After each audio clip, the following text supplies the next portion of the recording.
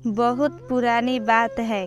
कहीं दूर देश में सिंड्रेला नाम की सुंदर लड़की रहती थी। सुंदर होने के साथ साथ सिंड्रेला बहुत समझदार और दयालु भी थी।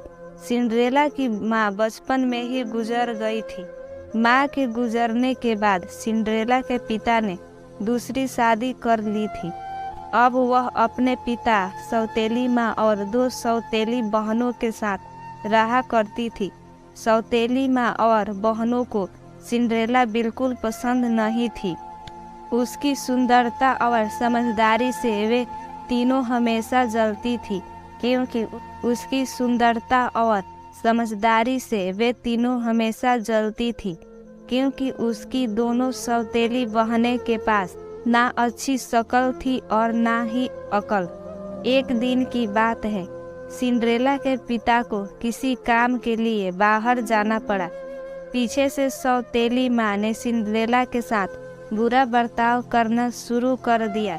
सबसे पहले तो उसने सिंड्रेला की खूबसूरत पोशाक उतरवा ली और उसे नौकरानियों वाले कपड़े पहनवा दिए। इसके बाद उन तीनों ने सिंड्रेला के साथ नौकरानी जैसा बर्ताव करना शुरू कर दिया। वो उससे खाना बनवाते, घर की सफाई करवाते, कपड़े बर्तन धुलवाते और घर के बाकी सारे काम करवाते। यहाँ तक कि उन तीनों ने सिंड्रेला का कमरा भी ले लिया और उसे स्टोर रूम में रहने के लिए कह दिया। बेचारी सिंड्रेला के पास उनकी बात मानने के अलावा कोई चारा नहीं था। आसपास के पेड़ों पर रहने वाले पंछी और स्टोर रूम के चूहे के अलावा सिंड्रेला का और कोई दोस्त नहीं था। वह दिन भर काम करती और रात में अपने दोस्तों से बात करते करते सो जाया करती थी। जिस देश में सिंड्रेला रहती थी, एक दिन वहाँ के राजा के सिपाहियों ने बाजार में घोषणा की कि राजकुमार की शादी के लिए राजा ने महल में एक समारोह का आयोजन करवाया है। इस समारोह के लिए उन्होंने नगर की विवाह योग्य सभी लड़कियों को आमंत्रित किया है। सिंड्रेला की बहनों ने जैसे ही यह घोषणा सुनी, वे दोनों दौड़ती हुई अपनी माँ के पास पहुँची और उन्हें सारी बात बताई। उनकी माँ ने कहा कि इस समारोह में सबसे सुंदर तुम दोनों ही लगोगी। राजकुमार का विवाह तुम दोनों में से किसी एक के अलावा किसी और के साथ नहीं होगा। इस बात को सिंड्रेला ने भी सुना और उसके मन में भी समारोह में जाने की इच्छा हुई, लेकिन इस बारे में अपनी सौतेली माँ से बात करने में उसे बहुत डर लग रहा था। उसकी सौतेली माँ और बहनें समारोह में जाने के लिए तैयारी करने लगी। उन्होंने नए कपड़े सिलवा लिए और नए जूते भी खरीद लिए। वो दोनों हर रोज इस बात का अभ्यास करती थी कि जब वो राजकुमार से मिलेगी तो क्या बात करेगी और कैसे बात करेगी। आखिरकार समारोह का दिन आ ही गया। दोनों बहनें समारोह में जाने के लिए बहुत उत्साहित थी। उन दोनों ने सुबह से ही समारोह में जाने की तैयारी शुरू कर दी थी। सिंड्रेला ने भी अपनी दोनों बहनों की मदद की। अपनी बहनों को पूरी तरह तैयार करने के बाद सिंड्रेला ने बहुत हिम्मत जुटाई और अपनी सौतेली माँ से पूछा कि माँ, अब मैं भी विवाह योग्य हो गई हूँ, क्या मैं भी समारोह में जा सकती हूँ? यह सुनकर वे तीनों जोर जोर से हंसने लगी और कहा, राजकुमार को अपने लिए पत्नी चाहिए, नौकरानी नहीं। यह कहकर वो तीनों वहाँ से चली गई। उनके जाने के बाद सिंड्रेला बहुत उदास हो गई और रोने लगी। तभी उसके सामने एक तेज रोशनी आई जिसमें से एक परी निकली। परी ने सिंड्रेला को अपने पास बुलाया और कहा, मेरी प्यारी सिंड्रेला, मैं जानती हूँ कि तुम क्यों दुखी हो, लेकिन अब तुम्हारे मुस्कुराने का समय आ गया है। तुम भी उस समारोह का हिस्सा बन पाओगी। इसके लिए मुझे सिर्फ एक कद्दू और 5 चूहों की ज़रूरत है। सिंड्रेला कुछ समझ नहीं पाई, लेकिन फिर भी उसने बिल्कुल वैसा ही किया जैसा परी ने कहा। वह दौड़ती हुई किचन में गई और एक बड़ा सा कद्दू उठा लाई। उसके बाद वह स्टोर रूम में गई और अपने मित्र चूहों को ले आई। सब कुछ मिल जाने के बाद परी ने अपनी जादुई छड़ी को घुमाया और कद्दू को एक बगी में बदल दिया। फिर वह चूहों की तरफ मुड़ी।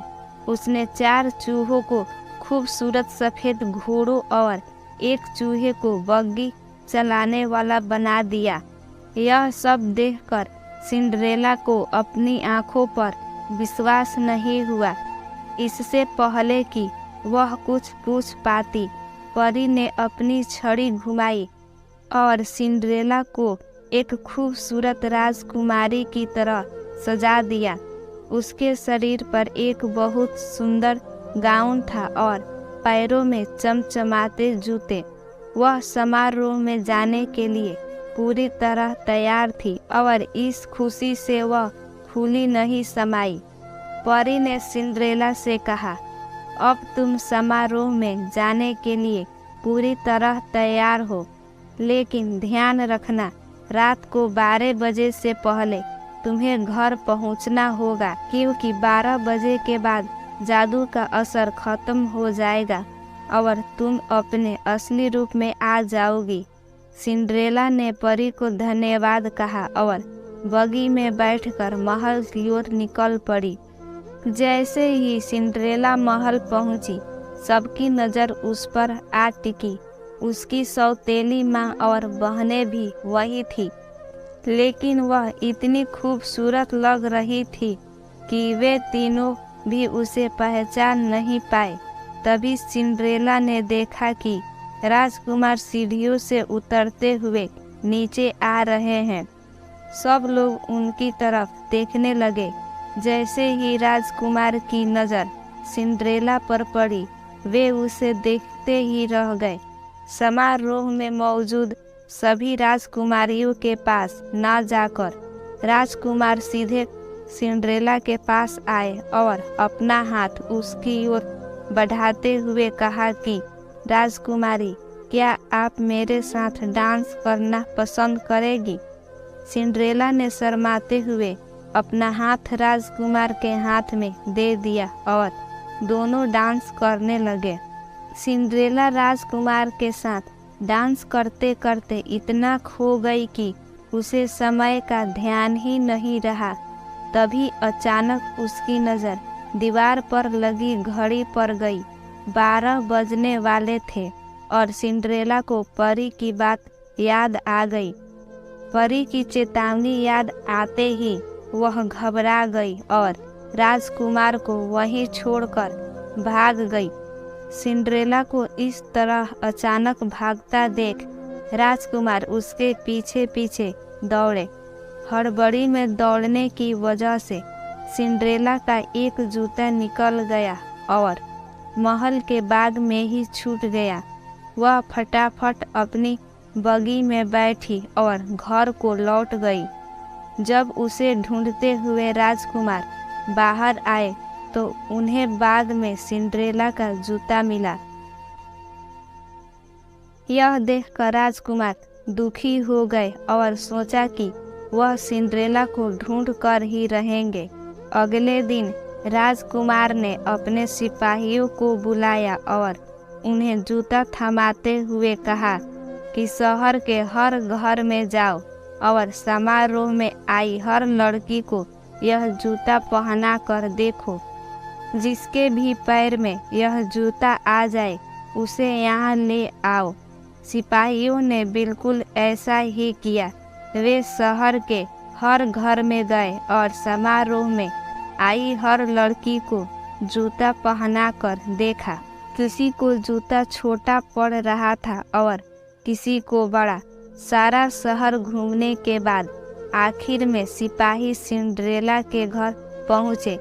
जैसे ही सिंड्रेला ने सिपाहियों को देखा तो वह समझ गई कि ये राजकुमार के कहने पर आए हैं और वह खुशी से दरवाजे की तरफ दौड़ी। उसी समय उसकी सौतेली माँ ने उसका रास्ता रोक लिया। सौतेली माँ ने सिंड्रेला से पूछा, तुम कहाँ चली? सिपाही उस लड़की के लिए आए हैं जो कल रात समारोह में थी। तुम तो कल आई ही नहीं थी, तो तुम नीचे जाकर क्या करोगी?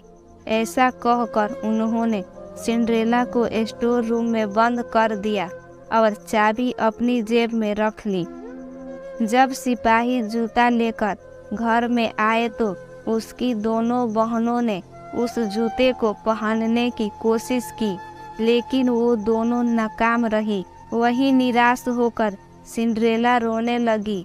उसे रोता देख उसके चूहे मित्र को एक उपाय सूझा। दरवाजे के नीचे से निकलकर वह दौड़ते हुए नीचे गया और चुपके से सौतेली माँ की जेब से चाबी निकाल लाया और सिंड्रेला को दे दी। चाबी मिलते ही सिंड्रेला ने दरवाज़ा खोला और दौड़ती हुई नीचे गई। सिपाही महल की ओर लौट ही रहे थे कि तभी उन्हें सिंड्रेला की आवाज़ आई, मुझे भी जूता पहनकर देखना है। यह सुनकर सौतेली माँ और बहनें हंसने लगी, लेकिन सिपाही ने सिंड्रेला को भी जूता पहनने का मौका दिया। जैसे ही उसने पैर में जूता डाला, वह आसानी से उसके पैर में आ गया। यह देखकर सभी चौंक गए और सिपाही ने सिंड्रेला से पूछा, क्या यह जूता आपका है? इस पर सिंड्रेला ने हाँ में सर हिलाया। सिपाही सिंड्रेला को बगी में बिठाकर महल ले गए, जहाँ उसे देखकर राजकुमार बहुत खुश हुए। उन्होंने सिंड्रेला के सामने शादी का प्रस्ताव रखा, जिसे उसने प्रसन्नता से स्वीकार कर लिया। राजकुमार और सिंड्रेला की शादी हो गई और वो हमेशा खुशी खुशी महल में रहने लगे। इस कहानी से हमें यह सीख मिलती है कि हमें बुरे वक्त में भी उम्मीद नहीं छोड़ना चाहिए। अच्छी सोच रखने वाले के लिए कोई ना कोई रास्ता निकल ही आता है।